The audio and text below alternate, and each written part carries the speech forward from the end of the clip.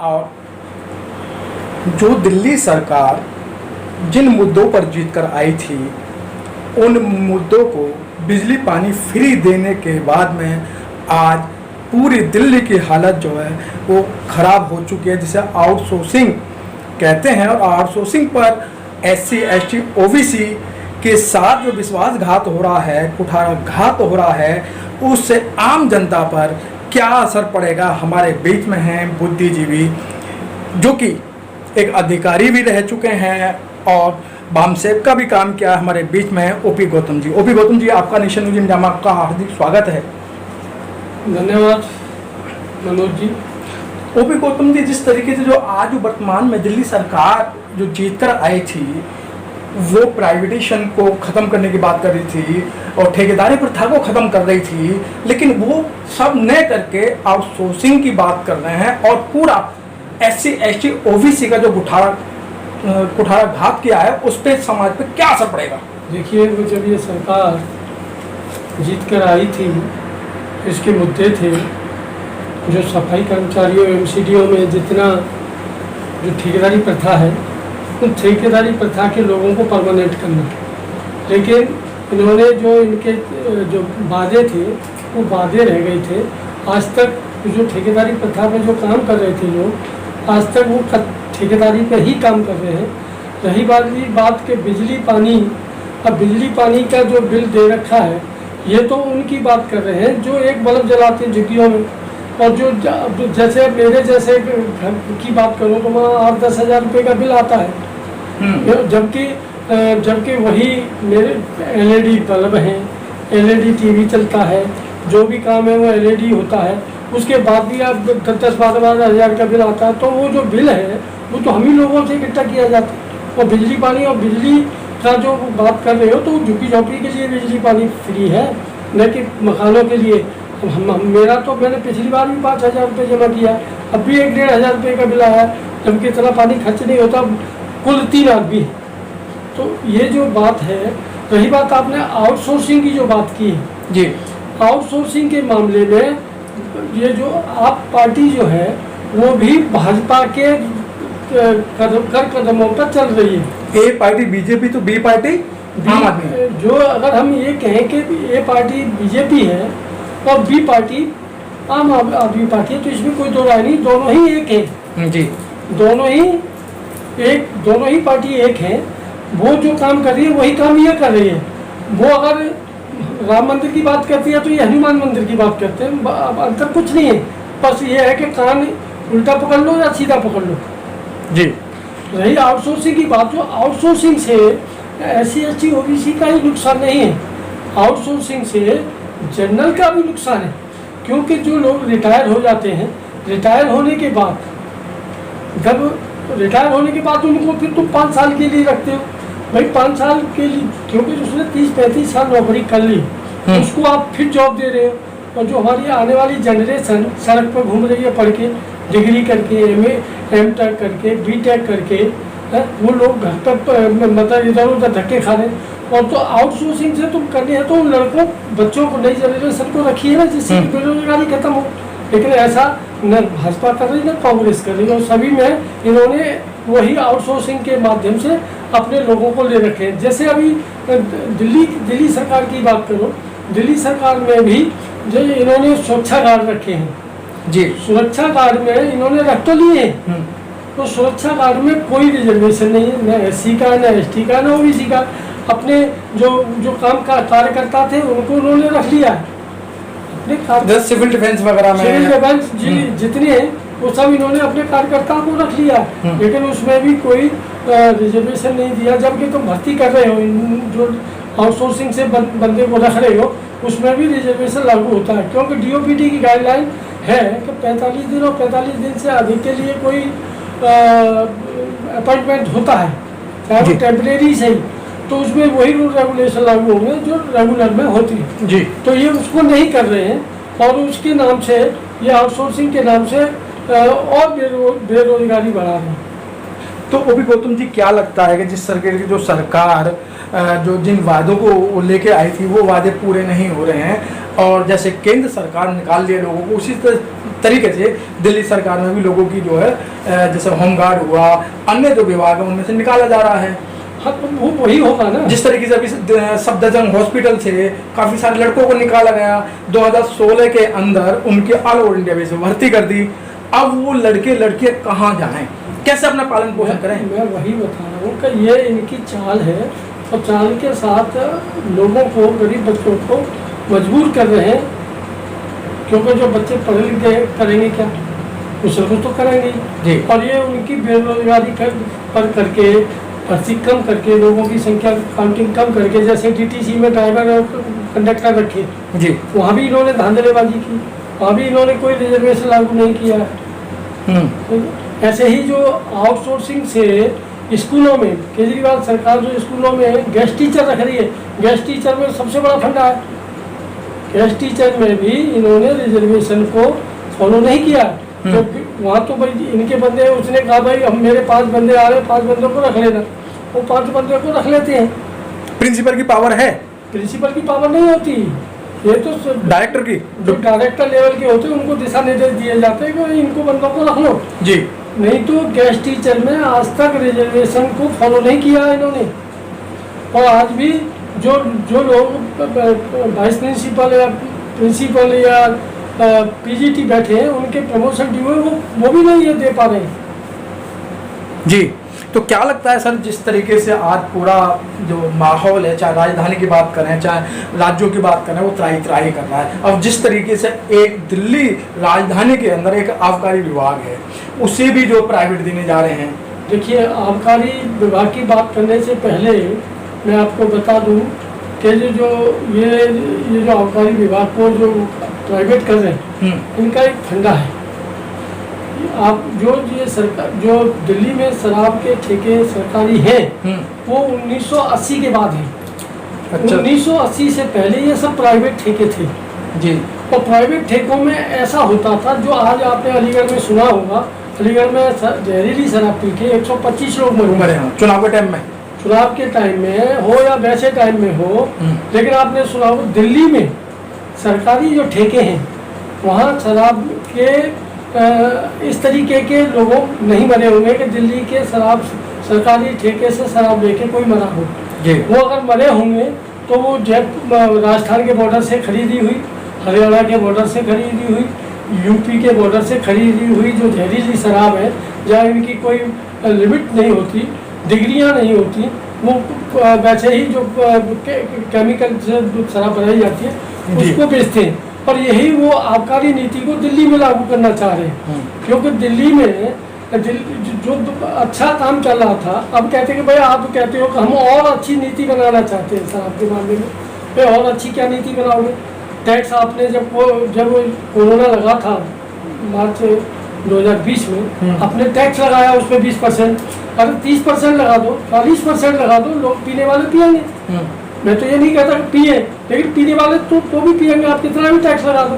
लेकिन इसको आप इसकी उच्च क्वालिटी कैसे बना दोगे? अगर इसको प्राइवेट ठेका दे दोगे तो प्राइवेट ठेका दे दोगे तो ऐसे ही होगा जो राजस्थान में जहरीली शराब पी के मरते हैं, या यूपी में जहरीली शराब पी के मरते हैं, या अभी पंजाब में भी जहरीली शराब पी के मरे थे, मध्य प्रदेश में भी ऐसे कई कांड हुए, बिहार में भी कई कांड हुए जहरीली शराब की। तो वही चीज़ तुम दिल्ली में लागू करना चाहते हो जी। और इतना ही नहीं, ये जो ठेके जो दे रहे हैं, इनकी जो पॉलिसी है उस नीति को देखिए। उस नीति में इनका कहना है कि जो लोग ठेके लेंगे वो 30 करोड़ रुपए एज ए सिक्योरिटी जमा करनी पड़ेगी। 30 करोड़। और मैं कहता हूँ हमारा अगर रिजर्वेशन वाली बात आती है कि भाई चलो इसमें रिजर्वेशन भी लागू कर दो कि इतने लोगों को SC ST या OBC को भी मिलेगा, तो 30 करोड़ कहाँ से इकट्ठा कर पाएगा? वो तो 30 परिवार भी क्या कहते हैं उसको 30 करोड़ नहीं इकट्ठा कर सकते, क्योंकि ये तो अपने ही लोगों को ये ठेका देना चाहते हैं और उसमें अपनी हिस्सेदारी होगी इनकी, चाहे केजरीवाल की हो चाहे सिसोदिया की हो, इनकी सबकी इनकी इसमें पार्टनरशिप होगी। ये उन्होंने अपना एक गेम खेल रहे हैं और इस गरीब जनता को लॉलीपॉप देने के लिए। सब जैसे पहले जो गाड़ियाँ आई थी, सफाई की गाड़ियाँ आई थी, वो पहले कहा था कि सब दलित समाज को दी जाएगी, यानी जो सफाई कामगार हैं उनको दी जाएगी, खासतौर से उनको दी जाएंगी जिनके परिवार से जो लोग शहीद हुए हैं। लेकिन उन्हें ना देके तो इन्होंने तो पूंजीपति लोगों को दे दी गाड़ियाँ, वो किराए पे चलवा रहे हैं। देखिए, हमारे लोग भी तो बेवकूफ़ हैं।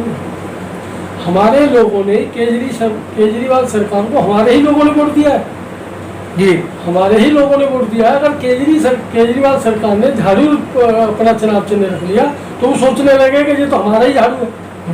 उन्होंने कहा कि मैं ठेकेदारी प्रथा खत्म, ठेकेदारी प्रथा में जो काम करने वाले सफाई कर्मचारी उन्हें मैं रेगुलर कर दूंगा। वो इसलिए उन्होंने उसको वोट दिया जी। और अब उन्होंने जो गाड़ियाँ सीवर के लिए गाड़ियाँ मंगाई हैं वो इनको देने के लिए नहीं। मैं कहता हूँ बड़ा दुर्भाग्य है कि जो लोग गटर में काम करते हैं, एक आर्मी में शहीद होता है, सिपाही आर्मी में अगर मरता है तो उसको शहीद का दर्जा दिया जाता है, उसको शहीद का दर्जा दिया जाता है, उसको पेट्रोल पंप दी जाती है, उसे गैस की एजेंसी दी जाती है, उसे और पता नहीं क्या क्या सुविधा दी जाती है, नगद कैश भी दिया जाता है। लेकिन जब हमारे सफाई कर्मचारी एक गटर में घुसकर वो जो गैस से मर जाता है, उसको उसकी बीवी को नौकरी तक नहीं देते। जबकि वो जो फौज में जाता है बंदा, उसमें तो कोई भी जाके गोली चला लेगा, मैं भी चला लूँगा जी, वहाँ कोई ज़्यादा काम नहीं है। लेकिन मैं गटर में नहीं घुस पाऊँगा। जो काम कोई नहीं कर सकता, उस काम के करने वाले को शहीद ही नहीं करते। लेकिन सर 1 करोड़ रुपया दिया जा रहा है, कहीं सब दिखावा है। किसको दिया बताइए, एक बता दीजिए एकदम। अभी जो कोरोना काल के अंदर उनका जो कोरोना योद्धा का भी नाम दिया गया था, तो कहा कि जो कोरोना काल के अंदर जो सफाई कर्मचारी अगर मरता है तो उसे 1 करोड़ रुपया दिया जाएगा। कितने को दिया गया है? डॉक्टर को छोड़ दो, सफाई कर्मचारियों की बताइए। सब आप भी बात कर रहे हो, दिल्ली में सफाई आयोग नहीं है। दिल्ली में सफाई आयोग नहीं बनाया गया आज तक। अगर किसी नेता को तुमने सफाई आयोग को चेयरमैन बना दिया, उसको बेनिफिट दे दिए, बाकी उसके साथ जो मेंबर होते हैं 4-5 वाइस चेयरमैन और जो मेंबर, वो आज तक नहीं है। नहीं एससी और एससी आयोग है। जरा आप हम राजेंद्र पाल की बात करें, राजेंद्र पाल गौतम की बात करें, समाज कल्याण मंत्री हैं, उनको नहीं दिखाई दे रहा कि दिल्ली में अनुसूचित जाति आयोग नहीं है दिल्ली सरकार का, जबकि होना चाहिए। लेकिन सर आयोग में भी कौन सुनता है? सर आपका केंद्र में है SC ST आयोग है, लेकिन वहाँ आज भी फाइलें धूल चाट रही हैं। धूल चाट रही वो बात अलग है। वो तो जब जैसे भाजपा की सरकार आई है तो भाजपा ने अपने जो एक तो अपने बंदे भेजे हैं वहाँ जी, जो मेंबर या चेयरमैन और वाइस चेयरमैन हैं, उनके खुद के नुमाइंदे, उनको कंट्रोल करने के लिए RSS ने आयोग में, चाहे वो ST आयोग हो, चाहे SC आयोग हो, चाहे वो सफाई कर्मचारी आयोग हो केंद्र का, उसमें उन्होंने अपने RSS के बंदे भी उनके साथ लगा रखे हैं कि ये कोई एक्स्ट्रा ऑर्डिनरी काम ना करें जी। जबकि सरकारी जब हमारा आयोग अनुसूचित जाति आयोग है, राष्ट्रीय अनुसूचित आयोग है, उसमें सारे अधिकारी जनरल कास्ट के हैं जी। अब जिनका जब सामान्य वर्ग के लोगों की हम कंप्लेंट कर रहे हैं, तो सामान्य वर्ग के लोग ही वहाँ का कहते हैं, वो पूरे कार्य देख रहे हैं, प्रशासन को देख रहे हैं, तो क्या वहाँ हमें बेनिफिट देंगे? नहीं देंगे। और ऐसा नहीं हो रहा वहाँ सारे ही अनुसूचित आयोग, राष्ट्रीय अनुसूचित आयोग, राष्ट्रीय अनुसूचित जनजाति आयोग, राष्ट्रीय सफाई आयोग, उसमें सारे लोग RSS के लोग उन्होंने हर एक मेंबर के पास, वाइस चेयरमैन के पास और चेयरमैन के पास बैठा रखा है। मतलब आपका कहने का मतलब ये है कि जो आयोग के अंदर जो बैठे हुए हैं, जिन्हें चेयरमैन कहते हैं, वाइस चेयरमैन कहते हैं, सदस्य कहते हैं, वो सिर्फ मोहरा हैं। देखिए, मैं कहता हूँ कि वहाँ एक एम्प्लॉय जाता है अपनी शिकायत लेके जाता है कि भाई मुझे जो मेरे डिपार्टमेंट वाले जो लोग मुझे तंग कर रहे हैं, मैं वहाँ जाऊँगा तो मुझे वहाँ से कुछ राहत मिलेगी जी। लेकिन वहाँ जाने के बाद उसे राहत नहीं मिलती, उसे वहाँ राहत नहीं मिलती, राहत और उल्टा उसको पनिशमेंट किया जाता है, और पनिशमेंट के बाद में हिरास होकर वो बैठ जाता है। तो जो बिल्कुल आप सही कह रहे हो कि वहाँ फाइल धूल चाट रही है। धूल तो इसलिए चाट रही है कि सरकार की नीति और कड़ी और कथनी में अंतर है। सरकार चाहे तो अगर जो एट्रोसिटी हो रही है लोगों के साथ, एट्रोसिटी ना हो, लेकिन सरकार चाहती है कि एट्रोसिटी हो और ये जो आयोग बैठे हैं, आयोग जो है वो उनकी बात ही नहीं सुनते। वो आयोग के लोग जो है जो विभाग के लोगों से बुला के बातचीत करते हैं पीछे। ऐसे कई उदाहरण है हमारे पास। सर चलते चलते फिर मैं उसी बात पे आता हूँ, जिस तरीके से आबकारी नीति की पूरे दिल्ली के अंदर चर्चा चल रही है, बड़े पैमाने पे चर्चाएं चल रही हैं। क्या ये निजी हाथों में जाएगा या प्राइवेट सेक्शन में जाएगा, ये रोका जाएगा? देखिए, अगर दिल्ली सरकार इसको प्राइवेट निजीकरण करके प्राइवेट लोग अपने लोगों को देना चाहती है, प्रसाद देना चाहती है, तो हम लोग SC ST OBC के लोग इस पर हम विरोध प्रकट करेंगे और यहाँ तक हमें सड़क पर उतरना पड़ेगा तो हम सड़क पर भी आएंगे, क्योंकि इस तरीके से ये इनकी मोनोपोली है उसको हम कामयाब नहीं होने देंगे। क्योंकि मैंने अभी एक और आपने सर, इस विभाग से हमारे समाज को क्या फायदा है? किससे? आबकारी विभाग से। देखिए, हमारी आबकारी विभाग से हमारे विभाग को फायदा, हमारे समाज को फायदा नहीं है। हमारे समाज को ये फायदा है कि जब सरकारी रहेगा तो इसमें हमारे लोग, हमारा परसेंटेज जो 22.5% है वो तो मिलेगा हमें। और जब निजी हाथों में चले जाएगा तो बढ़िया की नौकरियां वो किसी को अपने पास किसी को रखे नहीं रखे तुम्हें, तो फायदा तो हमें ना, हमारा तो जो परसेंटेज है वो तो हमारा खत्म होगा। अच्छा सर, चलते चलते जिस तरीके से आपने बताया कि हमारा 22.5% होगा, रेलवे की गई, जब उसका सभी तरीके से उसका जो विरोध आवाज हुआ वो नहीं हुआ। आज किसान 8 महीने से बैठे हुए हैं, उनके साथ गलत हो रहा है, सरकार के कानून पर कोई जू नहीं रेंग रही है, और BSNL बिका तो उसमें कर्मचारियों को निकाला गया, तरह तरह की इस तरीके के षड्यंत्र ला रहे हैं चुनाव से पहले। तो क्या लगता है कि मतलब ये आपकी बातों को माना जाएगा? शॉर्ट में देखिए,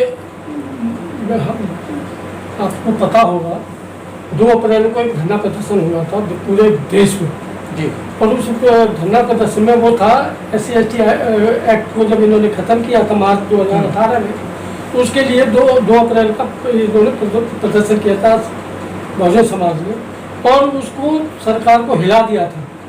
आप ये जो पब्लिक है, पब्लिक को कमजोर मत समझिए। पब्लिक अपनी सी उतर जाएगी तो इन्हें नंगा नचा देगी।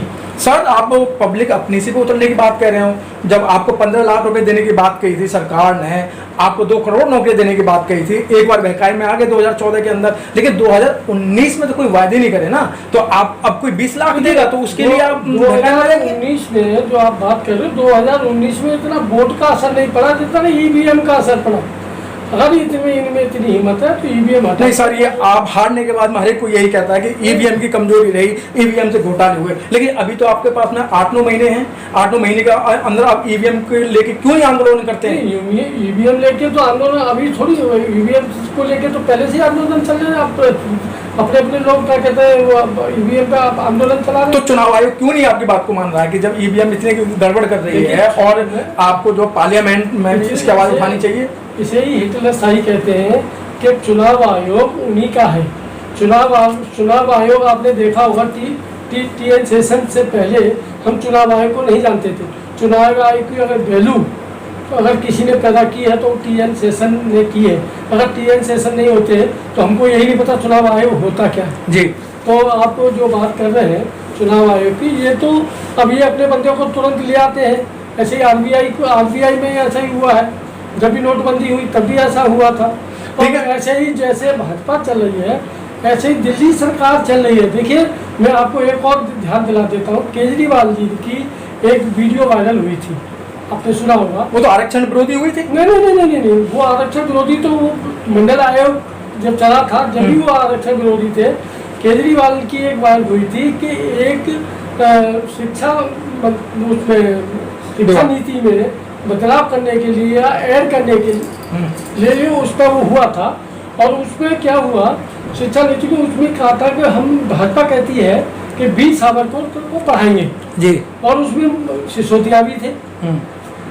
और उन्होंने जब केजरीवाल जी ने वो अपनी वायरल की आम मीटिंगों में कि भाई भाजपा वीर सावरकर को पढ़ाएगी तो स्कूलों में पढ़ाएगी, तो उनको वीर सावरकर को पढ़ाने दो, हम बाबा साहब डॉक्टर अम्बेडकर को दिल्ली में पढ़ाएंगे। लेकिन आज तक दिल्ली में बाबा साहब के लिटरेचर को नहीं डाला गया। तो ये ये क्या लॉलीपॉप ही है? नहीं सर, लॉलीपॉप नहीं है सर। जब एचसी के प्रोग्राम होते हैं तो केजरीवाल 3 बार बड़े अच्छे जय भीम का नारा लगाते हैं, हम लोग- पब्लिक खुश हो जाती है, जनता खुश हो जाती है। ये मुझे याद है मानवर काशीराम जब हमारे यहाँ दिल्ली प्रदेश के अध्यक्ष बलराम क्या कहते हैं वो गुर्जर थे, सही राम पहलवान, एक वो आजकल उसमें है भाजपा में, रामवीर सिंह बिदूड़ी। रामवीर सिंह बिदूड़ी थे, जब 12 नंबर पर रहते थे उन्होंने वहाँ एसी लगा दिया था। किसी आदमी ने सुना कि उन्होंने ये कहा हरी मीटिंग में किसी को, तो वहाँ एक आदमी हमारा भी खड़ा था, अरे ये चमार है, इनके सामने जय भीम बोल दो तो ये समझते हैं कि हम सब जय भीम वाले। तो हम जय भीम की परिभाषा भी जानते हैं कि ये जय भीम किस लिए बोलते हैं। जैसे केजरीवाल ने कहा कि भाई जय भीम बोलने से नहीं, जय भीम को मन में उतारने की बात है, लेकिन आज तक केजरीवाल के मन में जय भीम मन में नहीं उतरा। वो बोलने से कोई काम नहीं है। अगर बाबा साहब को अगर वो सही तरीके से अपनाना चाहते हैं तो बाबा साहब का लिटरेचर करें। किसी भी स्कूल में, दिल्ली के सरकारी स्कूलों में कि बाबा साहब की फोटो नहीं है, आपको वहाँ सब सारे जिनके माँ बाप का पता नहीं उनकी फोटो मिल जाएगी। लेकिन बाबा साहब डॉक्टर अम्बेडकर को जो कुछ शिक्षा नीति को वो लेके आए थे, उन्होंने इसको बच्चों को शिक्षा नीति का वो दिया था, और उन्हीं का फोटो, लॉ मिनिस्टर भी थे, उनका फोटो किसी भी स्कूल में तैलचित्र बाबा साहब का नहीं मिलेगा। लेकिन केजरीवाल जी को नहीं पता।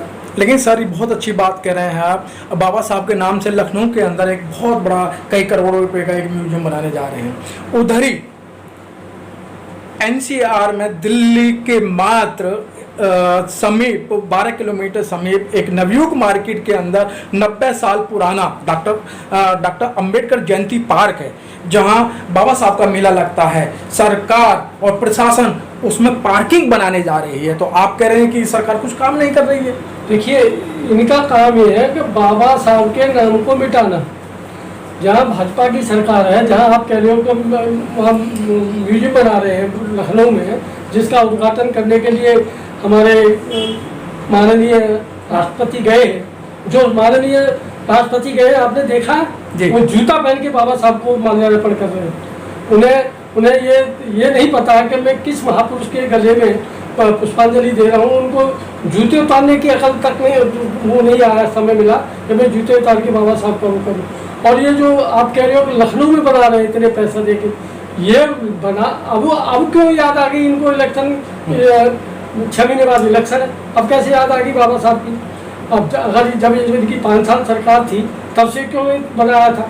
क्योंकि इनको पता है कि इन लोगों को बाबा साहब के नाम से एक लॉलीपॉप दे दो तो ये जो है लोग हमें वोट देंगे। लेकिन ऐसा ये चुनावी स्टंट है, और चुनावी स्टंट में जब उस बाबा साहब का म्यूजियम के उद्घाटन की बात आई तो माननीय राष्ट्रपति को भेज रहे हैं। जब अयोध्या के मंदिर की बात आई तो माँ उसको पूछ तक नहीं रहे, क्योंकि वो शूद्र है और शूद्र को कैसे रामलला के हाथ लगाएंगे? तो ये जो है चुनावी स्टंट होते हैं, इससे कुछ भी वो नहीं है। और रही बात गाजियाबाद की बात कर रहे हो, गाजियाबाद में अगर इन्होंने डॉक्टर अम्बेडकर पार्क जो वहाँ है उसमें ये पार्किंग बनाई तो वहाँ खून खराबा हो जाएगा, इनको लेने के देने पड़ जाएगा।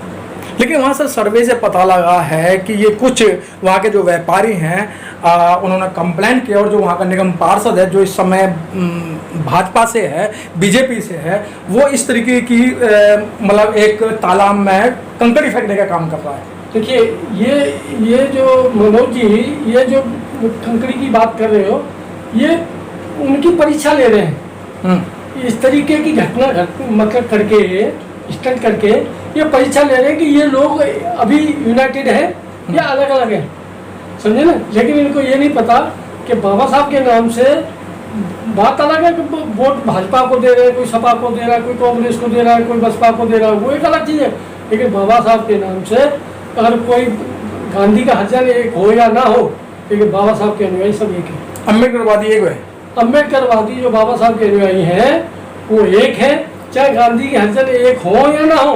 लेकिन बाबा साहब की जब मूर्ति और उसका नाम होगा तो बाबा साहब के अनुयायी कभी चुप नहीं बैठने वाले। तो लखनऊ के अंदर जो म्यूजियम बना रहे हैं तो इस पर क्या जो दलित समाज का जो वोटर है उस पर कुछ असर पड़ेगा? देखिए, हाँ उनको पड़ेगा ना, जो इनको पता है कि बाबा साहब को बना रहे, लेकिन बाबा साहब के अनुयायियों को पता है कि किस तरीके से उनको कर रहे हैं। आज दिल्ली में ही जो इन्होंने बनाए, हाँ जी दिल्ली में भी जो बनाए, सर, दिल्ली के अंदर 26 अलीपुर रोड बनाया था और जो 6 दिसंबर को बाबा साहब का जो परिनिर्वाण हुआ हाँ, वो जब भी नहीं खोला गया सर। वो अब देखिए उन्होंने बनाया, अब उन्होंने क्योंकि कब्जा तो पहले अपनी वेलफेयर का था, बनाने के बाद उनका कब्जा हो गया जी। तो उन्होंने 6 दिसंबर को इसलिए नहीं खोलने दिया कि उनकी पावर थी, और वो ये कह के कि भाई यहाँ वो चल रहा है, क्या बोलते हैं, कोरोना चल रहा है। तो बाकी जब कोरोना चल रहा है, तुम्हारे कोरोना में ये क्या नाम है, महाकुंभ हुए हैं, तुम्हारे इलेक्शन 5 स्टेटों में हुए हैं, तो ऐसे ही इन्होंने जो 14 अप्रैल को बाबा साहब की जो जयंती होती है, इन्होंने ऐसा ही किया है।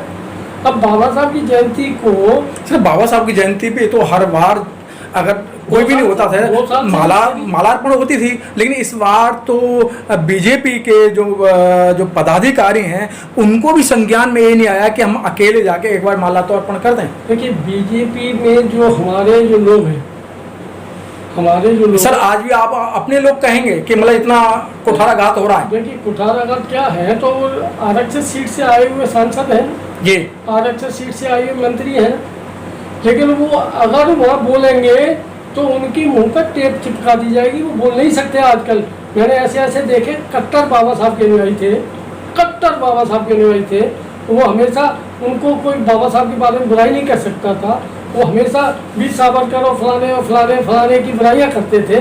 आज उनकी पार्टी में जाकर नतमस्तक होते हैं और उनकी बड़ी तारीफ कर लिखते हैं, तो वो तो फिर उनके गुलाम हो जाते हैं ना वहाँ जाके, वो जैसे पार्टी कहेगी वो उसी तरीके से करेंगे। ठीक है सर, बहुत बहुत धन्यवाद। Press the bell icon on the YouTube app and never miss another update.